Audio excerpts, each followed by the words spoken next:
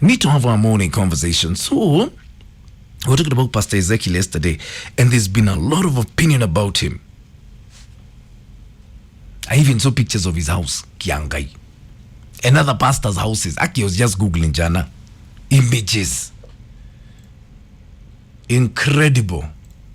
There is one person who I think funds 90% of these people's lifestyles that we need to discuss today. Women and religion. Women and religion. What is it?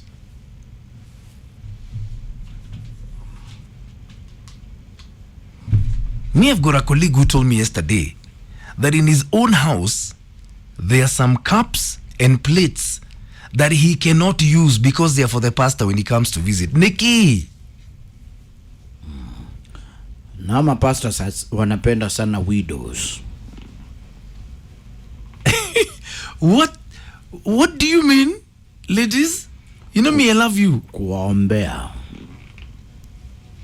You know I love you so much. Ebu, come and just explain this thing to me. When it comes to religion, women are totally extreme. And what drives that? You go for lunchtime services, evening fellowships, Saturday you're in kanisa mapema. You give a lot to these guys. And giving me a no first hand, but they have seen it happening with my own eyes. With your mother. Aki. And my mother. You know, women want to hear hope. Mtu anawapatia hope. Things will be better. It's not that bad. Most of these preachers know how to take advantage of that. Nakuwa aligned. Because kuna mahali wanaume wanafikaga and sasa ile imebaki ni kesi yako na Mungu because wewe hausaidiki wewe. Hata ukiambiwa gosa pokea huwezi pokea wewe because you are hardened, maisha imekuwa hardened. How extreme are you ladies when it comes to religion? And like my colleague said, there are cups and plates in his own house that he cannot use because they are for the pastor when he comes over. What is that? How does that work, ladies? Ebu, give me a call. Let's discuss this. So how extreme is your woman when it comes to religion? Does it worry you? And it's world over. Unaona hata TDJs. Kwake kumejawa na wake. Wote.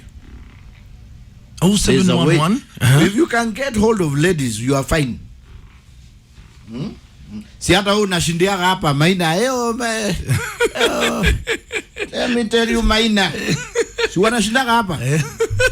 Sa ile na bagi hapa na Mike Mundu hakuna kitu inaendelea.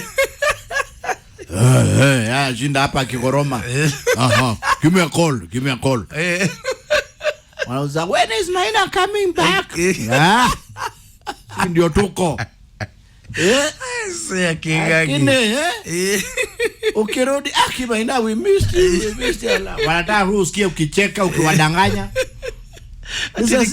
Of course, come leave him. Maina, what do I do? Leave him. So ukiongea mambo ya pastor ujieke hapo pia wewe una kanisa yako ya Maina hapa. They like watu wanaoambia hizo vitu. Oh darling, you can do it on your own. Tunabakiki hapa na Mike Mundu tunakubaliana haraka sana, tunaweka wimbo. Wanaanza kusema we miss Maina. Ebu, give me a call, ladies. Morning Lydia Kibicho saying, Maina, currently, today, it's not a women's only problem. When men get fanatic about religion, they become fools, big fools. Despair leads people to such prey pastors because they're told what they want to hear. Saying amen to owning houses, cars, jobs. Anything not done in moderation is ungodly. Doesn't matter what it is. Are you worried about the level of involvement in your woman in religion? That's the question I'm asking. Because women give a lot. A colleague of mine told me there are cups and plates in his own house that he cannot use because they're for the pastor. Hey. Me, I've seen people give away a lot of money. Gishur Waraini, good morning. You're saying if only women can trust their lovers and boyfriends the way they trust pastors, the world would be a peaceful and beautiful place. Nothing can separate women, Maina, and pastors. Guy, they love them with all their body parts. Wow. So what is it? Do you think you're a fanatic, ladies? Jennifer Kanyeri, good morning, saying these pastors take advantage of ladies because of their naivety when it comes to decision making in religious matters. Amazing. So what is the solution? Derek Dearest, good morning, saying hii mambo ya wanawake na mapasta hata mimi sielewi. Kuna kanisa ingine hapo Roosters, wamama na watoto hutoka church as late as 2 a.m. na sijawahi ona mwanaume kwa hiyo msafara. Until you're left wondering if that's not brainwashing, what is it? What do you mean 2 a.m. near Roosters, Derek? What do you mean? Where are they coming from at 2 a.m.?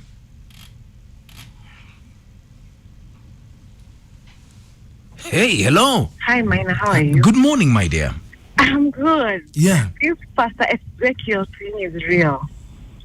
My own mother has gone to Mombasa countless times to go see him. Amekuja na hiyo maji. Bought for the whole family. Over and above, not only Pastor Ezekiel, there's another lady who has been munching from her. Seriously, a good one. Yani, I tried telling her this woman is just eating Pastor Yako, she doesn't want to hear. When it comes to matters religion, you had better bow down and listen to what she's saying. Otherwise, you become enemies. When So, you, like, yeah? yes, Ati? she retired. Huyo mama amemkula pesa, Maina amemkula pesa. Yani, right now, my mom doesn't have money. And about how much has she spent on these people? I can't actually say. There's one thing she actually told me. You know what? The Lord, I don't know if it's the Lord or the Holy Spirit had said that me and so should not kanishwa vitu kama hizo, Maina. So this thing is real. Families are suffering out here because of this person. And like Kenyani has said, they target widows. Yeah. They target right. widows. Yes, these women who don't have husbands and all hope is lost and everything. Shit is real.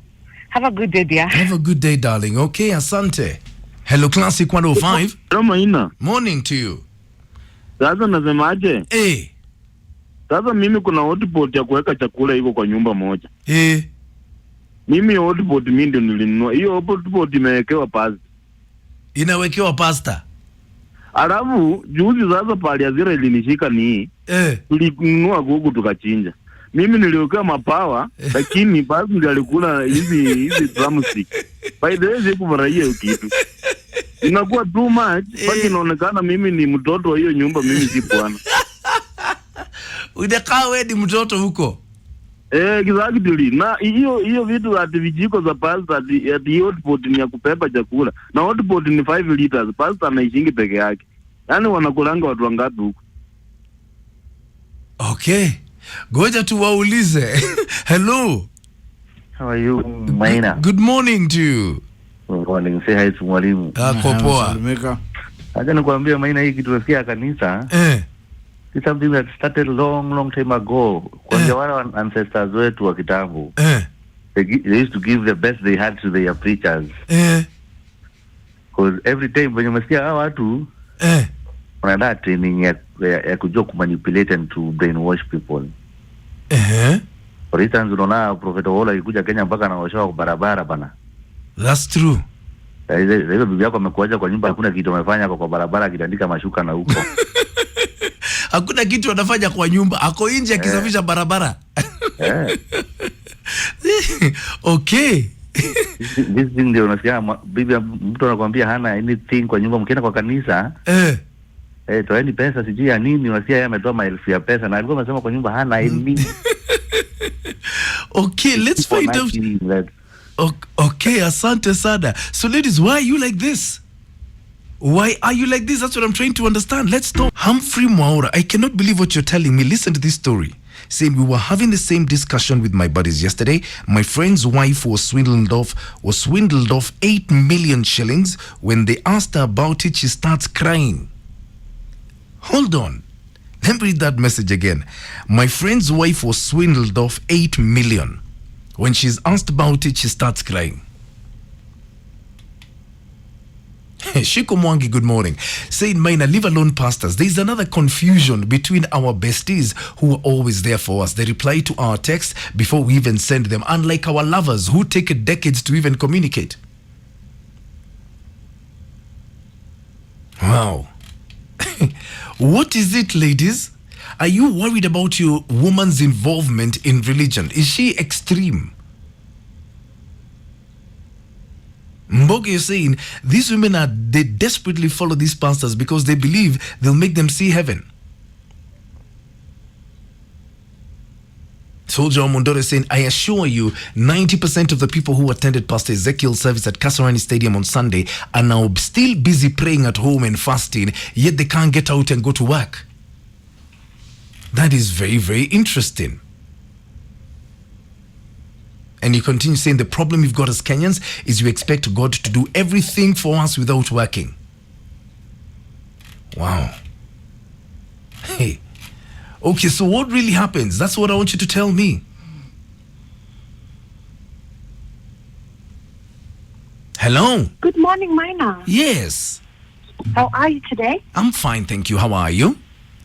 I'm well, thank you. Thanking the Lord. Now, let me give you a short story. Yeah. So, I went to this pastor, these pastors that pray for people, because I was so much looking for a child and I couldn't conceive and all that. And he touched my boobs in front of my husband. He touched you in front of your husband? Yes, he did. Oh, yeah, this breast, zitanyonywa. So I have to touch his breast. What do you mean? Apparently, my aunties, they had taken my underwear and took it to some place, and that's why I couldn't conceive. And he came out with this something that looked like bloody. It was blood, and then he said, I have to touch your boobs. Yeah. I know, right? That is crazy. Yeah, so they're just scammers. I don't even believe in church anymore. Okay, thank you. Oh my God, hello. Hello, good morning, Mr. Maina. Good morning, how are you? I am doing very fine. Salimia Kinwangi hapo. Msalimika. Salama sana. Now, Maina, I want to put a few points across. Yeah. Let us start with juzi kuna mwanamke amepiga simu amesema pastor amemtembelea na akatembelewa vizuri. Unakumbuka? Yes, namkumbuka huyo mama. They do not go there just to be prayed for, because my friend, tunawekelea pastor kila wakati. Tunasema pastor ni mubaya, anaguza, anafanya. No, Maina, no. These women go to these pastors by themselves. It is because there is something they are looking for. They might be looking for a holy touch, if you know what I mean. A holy touch. A holy touch. Holy hands that want to touch them. Blessed hands. Huwezi toka tu nyumbani, utoke Nairobi unaenda Mombasa kuona mchungaji. Why can't you watch this mchungaji from the TV? That's a very good good question. Mwanamke ataambia bwana yake, mimi ninaenda Mombasa kuona Pastor Ezekiel. Niambie kutoka hapo mahali anaishi mpaka mahali Mombasa anafika, amepita wachungaji wangapi? Wengi sana. Wengi. Kwa hivyo Maina, waache kutupima akili. Nilisema tuache kubebwa wanatubeba wanaona sisi ni watoto. No. There is something they are looking for, and they want to look for it through the holy hand. And if you're careful enough to check around, look at every other woman who is always going to be prayed for, Maina. These women who go to be prayed for, wako na shida nyumbani. Wako na kashida mahali nyumbani, kwa ndoa iko shida, kwa familia iko shida. Okay. Otherwise, thank you. Everything will be fine tukiwacha upuzi kama hii. Thank you. Oh my God. Okay. Wow, what an opinion. Have the final word. Hello. Hi, Kageni. Good morning. I have been listening to you in regards to this, Mr. Ezekiel. Yes. And I also listened to you and Mr. Kingang about something else. About your mother and the sacrifice she made to a certain preacher. And he also said that even his own mother did the same thing at some point in life. Yeah. Now, I may not be very spiritual or maybe, but I trust and believe in God in entirety. Yeah. I feel like it's important to be a bit more cautious because you never know. You live in this success that you live in, maybe because your mother did some sacrifice. You may never know. Yeah.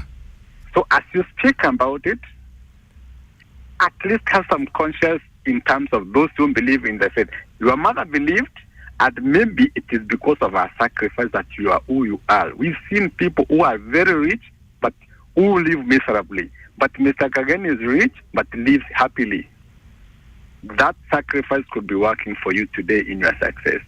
So I may not require that you put this on air, but at least when you are speaking about this, at least have some caution so that you don't offend the God that your mother put her sacrifice to, maybe for his children, including Kageni, including Maina. Okay. But for the people who are quacks and who are pretenders and who pseudo people in the name of God, they have their price and they have their place. Just as Mr. Kageni. Okay. Say hi to Mr. Kingang. Good morning. Thank you very much. Have a good morning. Wow. What a way to look at it, eh?